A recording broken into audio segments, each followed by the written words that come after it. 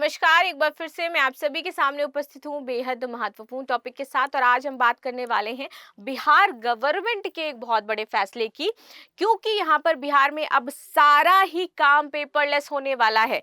तो इसी के बारे में आज हम लोग चर्चा करने वाले हैं कि आखिर बिहार की ये ई ऑफिस परियोजना क्या है, इसके तहत बिहार में बदलने क्या वाला है, क्योंकि बहुत बड़ा बदलाव बिहार में आने वाला है। और अगर मेरे को कोई बिहार से देख रहा हो तो मुझे जरूर बताइएगा कि ये जो पेपरलेस काम अगर हो जाते हैं तो क्या आप लोगों के सरकारी काम जल्दी होने लगेंगे, या अभी भी बिहार गवर्नमेंट को कुछ और ज्यादा चेंजमेंट यहाँ पर करने की जरूरत है, और बिहार में क्या क्या सरकारी दफ्तरों की समस्याएं हैं वो जरूर मुझे कमेंट बॉक्स में लिख करके बताइएगा।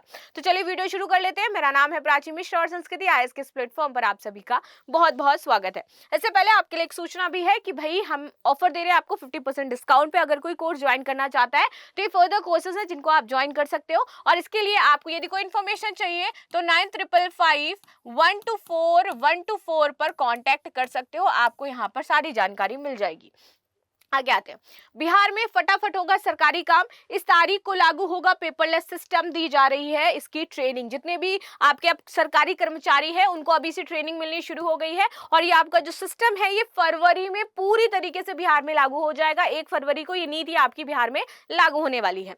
ठीक है, तो बिहार सरकार अब सरकारी फाइलों को जल्द निपटाने के लिए सभी कार्यालयों में पेपरलेस व्यवस्था शुरू करने वाली है। समाहरणालय से लेकर के अंचल कार्यालय तक सभी व्यवस्था आपकी पेपरलेस होगी। अब शिवहर के तमाम कार्यालयों में जो संचिकाएं हैं वो आपकी कंप्यूटरीकृत कर दी जाएंगी, यानी कि पूरा हर जगह जहां जहां पेपर वाली फाइल चलती थी वहां वहां आपका कंप्यूटर आ जाएगा और सारा डेटा अब आपके कंप्यूटर में आपको देखने को मिलेगा। सूबे की सरकार ने इसके लिए अब ई ऑफिस की नई व्यवस्था चालू कर दी है। 1 फरवरी से प्रदेश के सभी कार्यालयों में ये ई ऑफिस की व्यवस्था शुरू हो जाएगी, यानी कि फर्स्ट ऑफ फरवरी से आपका पूरे बिहार में लागू होने वाला है। इसके लिए जिला से लेकर के अंचल तक के कर्मचारियों को प्रशिक्षण प्रदान किया जा रहा है, क्योंकि कुछ को कंप्यूटर चलाना नहीं आता होगा, कुछ को काम करना नहीं आता होगा, डेटा एंट्री नहीं आती होगी, वो सारी चीजें यहाँ पर सिखाई जाएंगी। शिवहर में भी 3 दिवसीय प्रशिक्षण कार्यक्रम आपके शुरू कर दिए गए हैं। समाहरणालय के अंतर्गत विभिन्न जो प्रशाखाएं हैं, जो अनुमंडल कार्यालय हैं, प्रखंड और अंचलों में जो आपकी संचिका संधारण है, क्रियान्वयन के लिए ई ऑफिस परियोजना वहां पर आपकी लागू हो गई है। कर्मचारियों को दिया जा रहा है प्रशिक्षण। यहाँ पर जितने भी सरकारी कर्मचारी हैं, जितने भी आपके प्रभारी पदाधिकारी हैं, वह अन्य सभी कर्मचारियों को एक यूजर आईडी जारी कर दिया गया है कि आपकी ये यूजर आईडी है और आपकी फाइल इससे या आपका पोर्टल इससे ओपन होगा सरकारी। तो वो यूजर आईडी सब आप डालोगे और अपने काम उसके तहत करोगे। परियोजना के सफल क्रियान्वयन के लिए पटना से परियोजना अभियंता आनंद प्रकाश मिश्र मंजन और आशुतोष कुमार भास्कर द्वारा यहाँ पर प्रशिक्षण प्रदान किया जा रहा है। समाहरणालय, सभागार व डाइट में ई ऑफिस परियोजना के सफल रोल आउट के लिए जिले के सभी अधीनस्थ कर्मचारियों को इसकी जानकारी दे दी गई है कि भैया आपको पेपरलेस काम करना है तो जल्दी से जल्दी अपने सिस्टमों को अपग्रेड करिए। 1 फरवरी से लागू होनी है ई ऑफिस परियोजना आपकी।